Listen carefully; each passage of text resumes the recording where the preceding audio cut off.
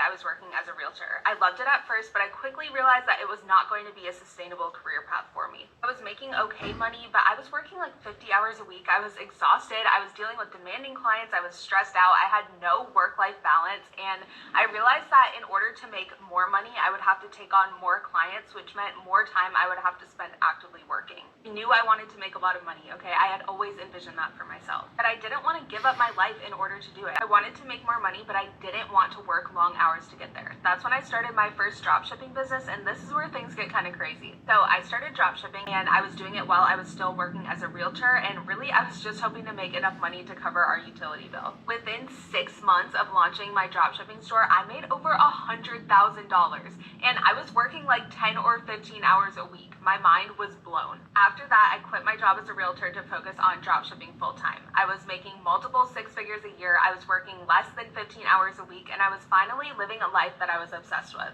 From here, I started getting a ton of questions from family, friends, and even random people online asking me if I could mentor them and help them get started too. Okay, I'm gonna stop it right there, because who can't envision for themselves a life of luxury and unlimited financial rewards? That's what she pictured for herself, so that's what changed. All right, everybody would like probably to make a bit more than they're making, or maybe a lot more than they're making, but just wanting it doesn't make you anything special. And then she discovered dropshipping, and she made over $100,000, but she says made $100,000, and to me and probably people listening, that sort of implies that she then had $100,000 of money that she could spend on whatever she wanted. But I suspect strongly, having worked with a lot of people who do drop shipping, that what she actually meant is, and if we even take her at her word, that she sold $100,000 worth of product, whatever it was, but that probably cost her at least $50,000 for the product, and maybe another $25,000, $30,000, $40,000 for the advertising cost to drive people to that store to get those products to sell.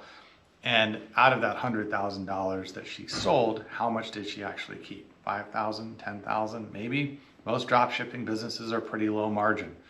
So to say that you made $100,000 makes it sound like she had $100,000 drop into her bank account that she could blow on whatever she wanted.